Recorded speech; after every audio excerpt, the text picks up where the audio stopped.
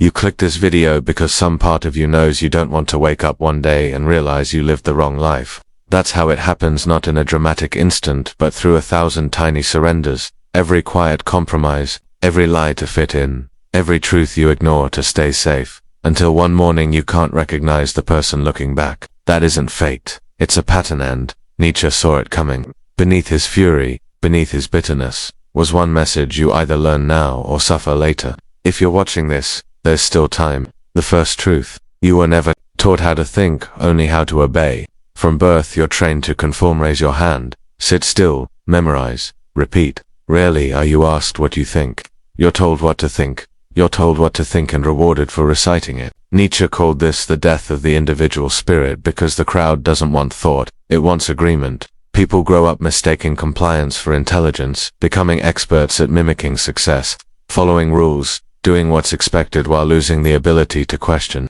Lose that, and you don't just lose freedom, you lose yourself. Real thinking is dangerous. It threatens systems. But a life without independent thought isn't a life, it's a performance in someone else's script. By the time most realize, they never truly thought for themselves. They're already deep in a life they didn't choose. The second truth: most people crave comfort more than truth. Show most people the truth and they won't thank you, they'll resist. Comfort is addictive, warm, familiar, predictable. Truth is cold, messy, inconvenient. Nietzsche called this out across eras: the way people pose as lovers of truth but really desire reassurance. They aren't evil, they're afraid. So they surround themselves with easy answers, soothing slogans, and borrowed opinions. But truth doesn't care about fear. It doesn't bend to feelings. It shows reality as it is, not as you wish it to be. Most people can't handle that, so they choose distraction, denial, and fantasy until the truth breaks in anyway. By then, it's usually too late. The third truth: what hurts you often reveals you. People treat pain like poison, but Nietzsche saw pain as a mirror, the only one that shows who you really are. To live is to suffer. To survive is to find meaning in the suffering. What you fear exposes your attachments. What breaks you highlights what you neglected. What you fight reveals who you believe yourself to be. But most people numb pain instead of learning from it, medicating, avoiding, distracting. Pain doesn't leave. It waits. It grows. And eventually it forces a confrontation. Nietzsche didn't believe in running from pain. He believed in walking straight into it, because only by facing it can you become stronger than what hurt you. Most people learn too late that pain wasn't the enemy, that avoidance was. The fourth truth: the crowd is rarely right, but always loud. The crowd is seductive. It gives you identity, purpose, certainty. You feel safe because others believe the same. Nietzsche warned the crowd isn't wise, it's just noisy. It doesn't think. It reacts. It doesn't question. It repeats. And the larger it grows, the more dangerous it becomes. Madness in individuals is rare. In groups, parties, nations, and epochs, it is the rule. Most people realize too late they built their lives on the approval of people who are just as lost. They chased validation instead of truth. They blended in instead of standing firm. The tragedy is that by the time they see the crowd was wrong, they've already sacrificed their individuality to belong. To live a life that is truly yours, you will have to disappoint the crowd, and most aren't brave enough until time has run out. The fifth truth: kindness without strength makes you a target. You were told to be nice, polite, agreeable, generous. Nietzsche didn't praise blind kindness. Without strength, kindness becomes weakness. Predators don't respect kindness. They exploit it. Takers don't stop because you give. They take more. The world doesn't reward softness, it rewards strategy. The weak are compelled to lie, because without strength you can't afford honesty. You suppress needs, hide boundaries, and shrink your voice for peace. But peace without power isn't peace, it's submission. The person who is kind and strong changes lives. The person who is only kind gets used, discarded, forgotten. Most learn this after years of betrayal by friends, family, and themselves. You've heard 5 of Nietzsche's warning truths people only realize after paying the price. But that's only the beginning. The next 4 are darker. They explain why your discipline evaporates, why your hidden self keeps sabotaging you, and why people say they support you until you finally start to rise.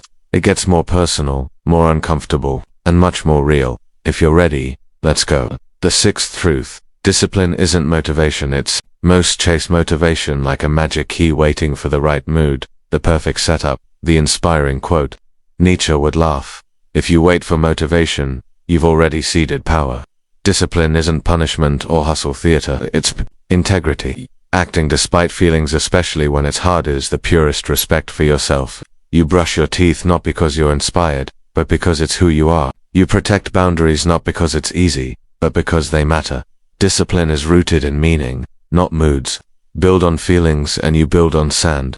Act from values and you become solid, dependable, unstoppable. Most think they have a motivation problem, they have a self-respect problem. The seventh truth: people support you until you threaten their identity. Everyone loves your growth until you grow past them. As long as your progress doesn't challenge their comfort, status, or story, they cheer. Nietzsche was blunt. Most don't consciously want you to fail, but they don't want you to outgrow the role they assigned you. Your growth forces them to face their stagnation. Your success exposes their excuses. Your transformation breaks the balance. So when you set boundaries, chase ambition, or speak your truth, some won't celebrate. They'll distance, mock, or claim the vibe is off. That's not your failure. That's you stopping the shrink. Many only learn this after losing forever. Relationships that were built on a version of them that never changed, that version is gone. The eighth truth: your shadow will sabotage you if you ignore it. Everyone has a shadow, the hidden self. Anger, shame, envy, selfishness. Nietzsche, like Jung later, understood that repressing the shadow makes it stronger. Reject a part of yourself and it takes control from the dark, leaking into your choices, your tone, your cravings. It whispers sabotage when things finally go well. It erupts when peace is close. Being good isn't being harmless. Real strength comes from integrating the shadow, not hiding it. A person who knows their darkness isn't ruled by it. Imagine your shadow as a child locked in a basement. The longer it's ignored, the louder it screams, and the bigger the mess. See it, hear it, understand it, and it stops being a monster. It becomes an ally. Most don't learn this until they ruin something precious and realize it wasn't life that betrayed them, but the unacknowledged parts they refuse to face. The ninth truth: you can't think clearly if you're always pleasing everyone. People-pleasing is seductive. It looks kind, feels safe. Nietzsche saw it as a mask. When you prioritize others' expectations over your own truth, you lose clarity. You second-guess every word, overanalyze every choice, dilute your instincts. People-pleasing isn't generosity.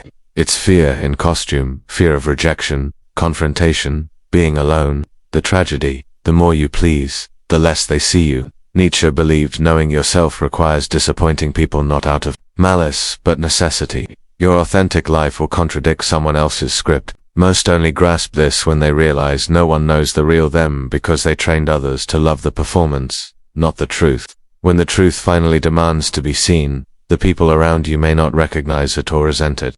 You've now heard 9 truths, each a quiet scream from your future self, warning what happens if you ignore them. We're not done. The last 4 go deeper.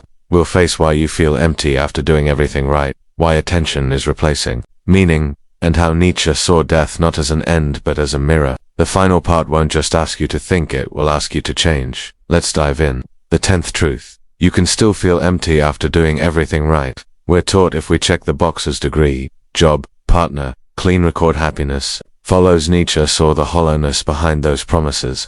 Doing everything right often leads not to joy but to quiet despair. You can follow every rule and still live someone else's idea of meaning. After years of sacrifice, you arrive and feel a haunting question: why don't I feel whole? This emptiness comes from mistaking structure for substance, replacing inner truth with outer validation, obeying expectations instead of exploring desire. Most realize this when their life is already built. With too much to undo, so they numb or walk away. There's another way. Stop asking what should I do, and start asking what's mine to do. That's the way out. Not more effort, not more success, but more truth. The 11th truth: meaning is rare, and attention is a poor substitute. We live addicted to being seen, likes, views, shares. It feels like meaning, but Nietzsche would say it's performance, not connection. Attention is cheap. Meaning is sacred. People chase the former while starving for the latter because it's faster, visible, and gives feedback, but it's hollow. When the spotlight fades, as it always does, what remains?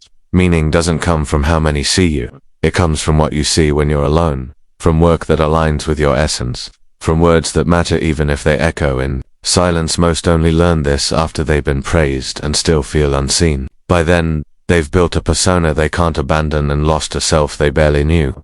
The 12th truth: death doesn't steal, it clarifies. We think death is a thief taking time, people, plans. Nietzsche didn't fear death.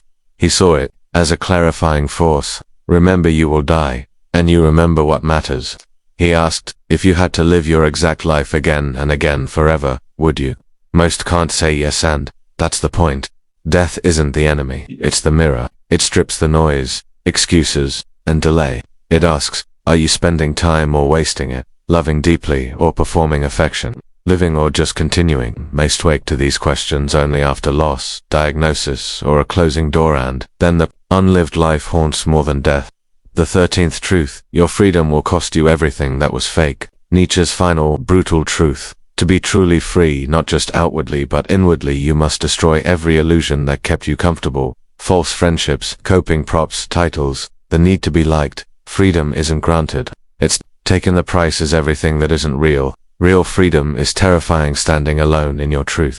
Saying no when it costs approval. Not needing to belong because you belong to yourself. Most flirt with freedom, they dabble until the shedding starts. When the familiar falls away, they panic, because the known though falls feels safer than the unknown. But until you lose what isn't yours, you'll never discover what is. Many learn this only after years of quiet resentment, asking why they feel like strangers in their own lives. You've just heard 13 of the most painful, liberating truths people learn too late. Nietzsche didn't offer them to shame or scare you, but to wake you up.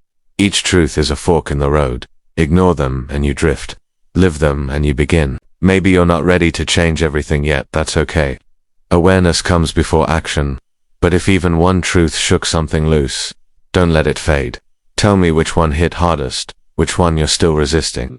And if this made you feel seen, subscribe. We're building a space for people who want more than surface level advice, people ready to think deeper, feel stronger, and finally live differently.